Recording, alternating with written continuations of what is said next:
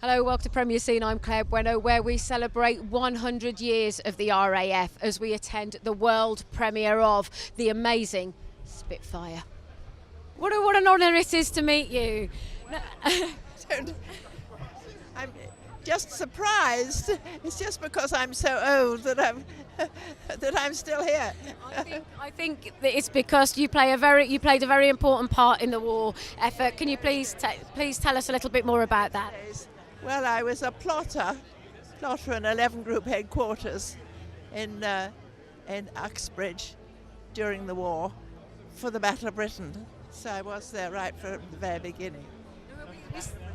We see it in the film. It looked a very complicated process. Putting the plots on. Not when you know. So. And when you were asked to take part in the documentary, what did you think about that?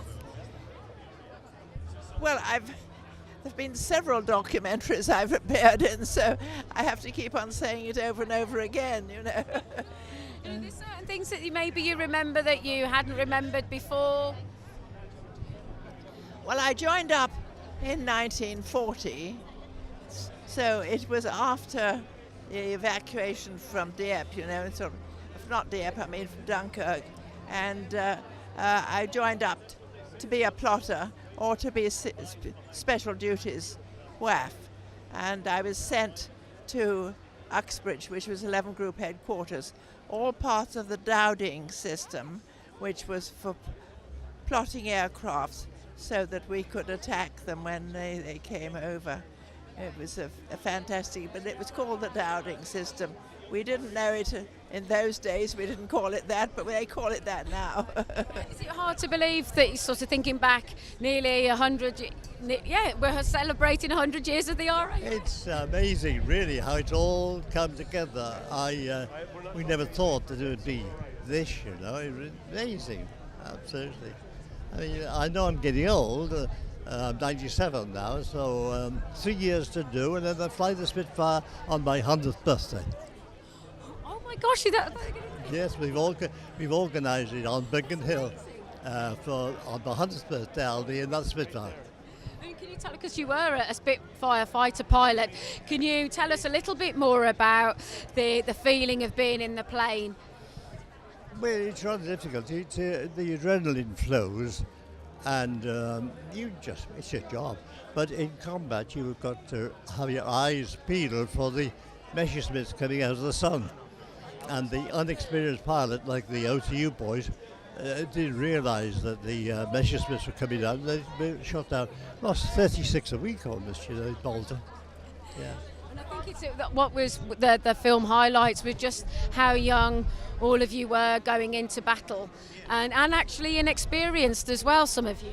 It is. It was a real experience, and we never thought we'd get through it if we tried to. But when we came back to the crew room and said, "Where's Robbie?" Oh, he had the job. Alex. Yeah. But you had to be callous, otherwise you'd never get airborne again. Yeah. Well, congratulations with the world premiere this evening. Can you tell us really how you became a part of the project? A long story short, I saw a Spitfire in a hangar one day, and I'm afraid my life changed. And I contacted David, who'd done a lot of cinema feature documentaries. I'd done a lot of television before that, and I said to David, one word, what do you think about doing a film about the Spitfire?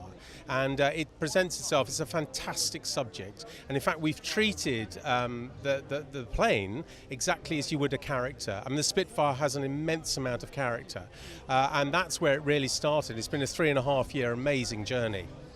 And the thing that I noticed as well when I watched the film was that it's just as much about the people, and there's such a real human touch to this. Well, that's it. The people are at the very heart of this. The Spitfire really is the vehicle by which we tell their story, and that's what makes it so special. It's such an amazing airplane, but the people who flew it, the people who built it, the people who maintained it, they are as special, and that's what we wanted to do with the film. And when you're making a documentary like this as well, you obviously have the machine in mind, but were there other threads and pieces of history that you didn't know about? Oh, yeah, totally. I mean, there's a very revealing piece of history about the unique design of the wing, the elliptical wing, and it's not quite as British as people might imagine.